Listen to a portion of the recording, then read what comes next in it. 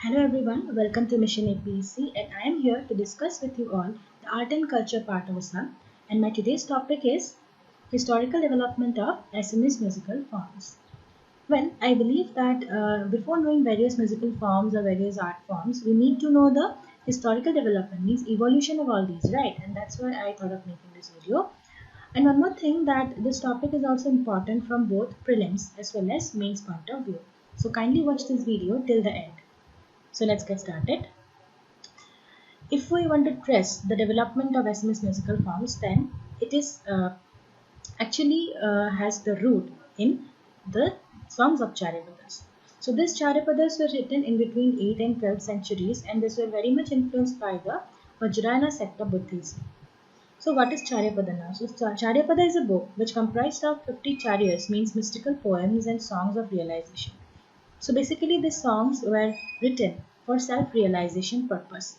And that is why this Charyapada book is also called as Charyagiti Kosh and Buddha Dohas. Okay.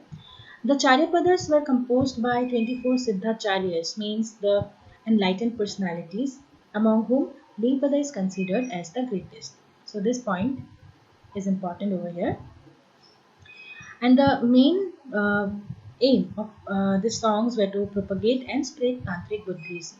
So Tantric Buddhism is a sect of Buddhism which mainly emphasizes the teaching of secret mantras.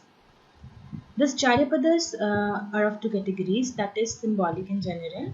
And the theme of symbolic Charyapada is philosophical in nature. But the theme of general Charyapada is very general, means related to the lives of the common people, their day-to-day activities along with melody. Yeah, one more thing I need to tell you all here, that I have put all these things just to show the chronology of Assamese musical forms. And anyways, I'll be making separate videos on each forms.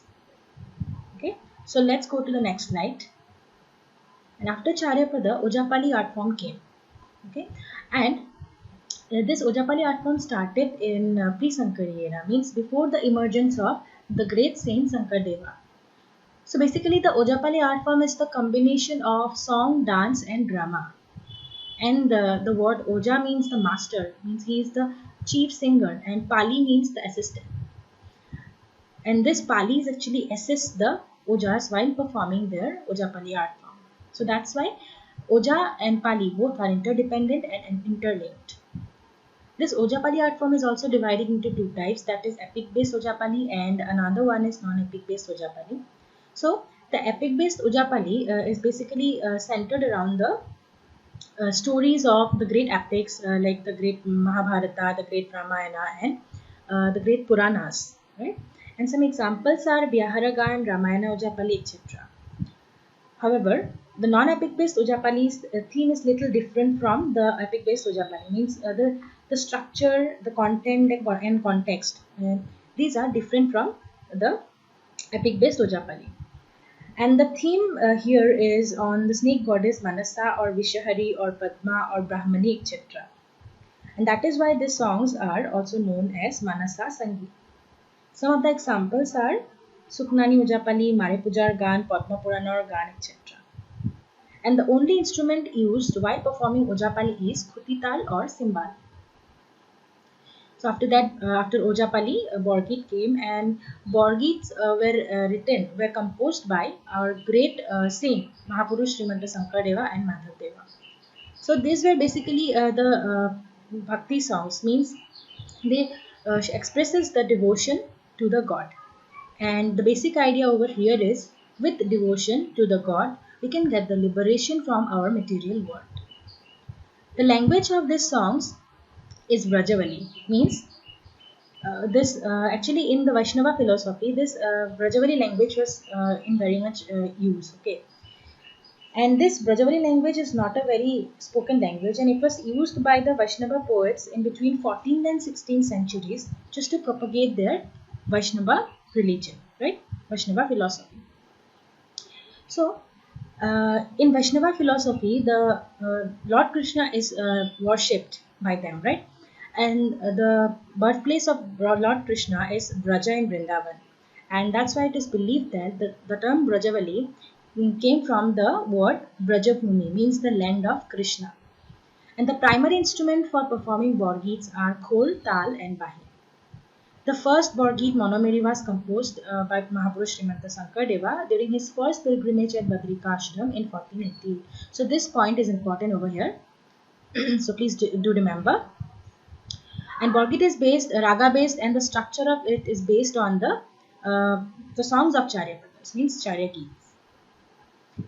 And in 17th century, Ajahn Fakir, whose real name was Hazrat Shah Miran, he came to Assam from Baghdad and started a new form of Assamese music by pioneering Jikir and Jaris. So basically these Jikir and Jaris are devotional songs which are very much rich in philosophical ideas. So these songs are actually the mixture of Islamic religious style of music with the folk music of Assam. So some local essence are also present in this Jikir and Jaris. The term Jikir is of Arabic origin, which means the glorification and the remembrance of the name of Allah or the God. But Jaris are a little different from Jikirs because this Jaris actually express the feeling of lamentation, and that is why these are also called as the songs of lamentation. With the advent of colonial rule in Assam, the Christian missionaries came to Assam, and they also started a new style of music on the notes of Western music. And these songs were basically created to propagate their Christian religion. And after that, another significant entry in Assamese music started from Bengal, and these were Khemta songs, Shama songs, Bengali kirtans, etc. that ruled the Assamese music domain till 1883. So these points are, we don't need to go actually much deeper in these things, just we need to remember these points, right? And that's why I have put all these things, because while knowing the chronology of Assamese musical forms, these things are important. These points are important actually, but we don't need to go very deeper in all these things. And the modern Assamese song, the modern Assamese music is very recent. Okay, it's a very recent phenomenon, and it started only in 19th century with the publication of Geetavali in 1888. So Geetavali is considered as the first book on Assamese songs. And this book is like the tune is Bengali actually here, and thus Satyanath Bora is considered as the first composer of Assamese modern songs. And some other contributors at that time were Bhaktiram Datta, who wrote Pranay Gan in 1901, and Benodar Rajkhwa, who wrote Bahi in 1906. So basically these are musical literatures. Sorry.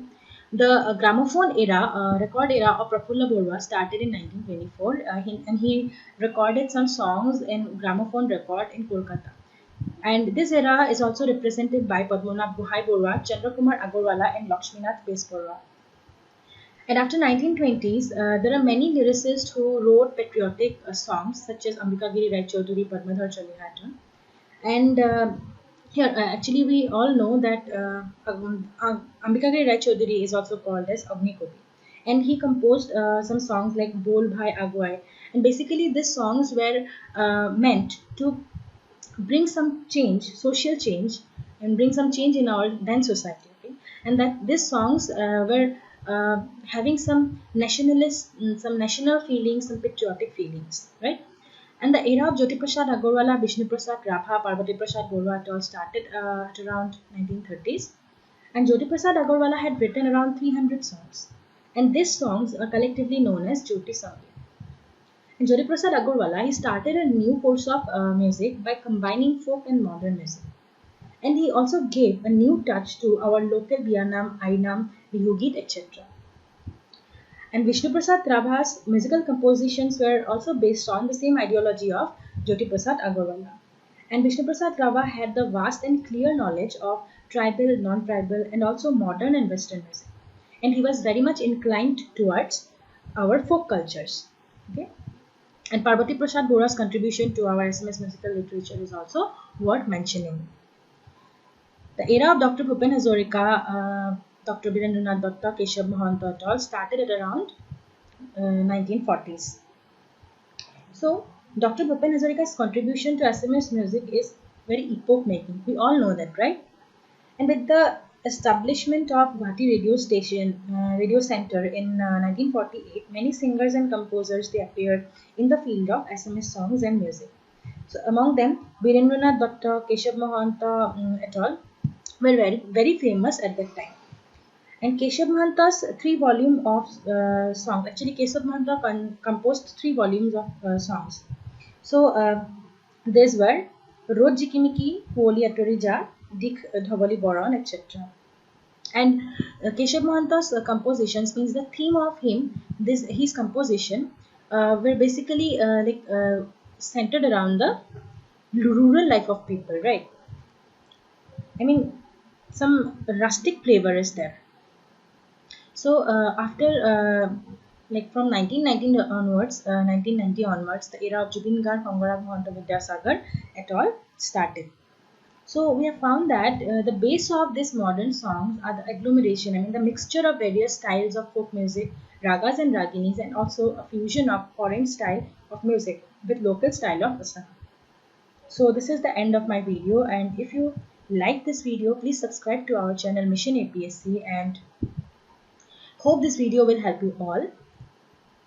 At last, I would like to thank you all for watching this video very patiently till the end. Thank you so much.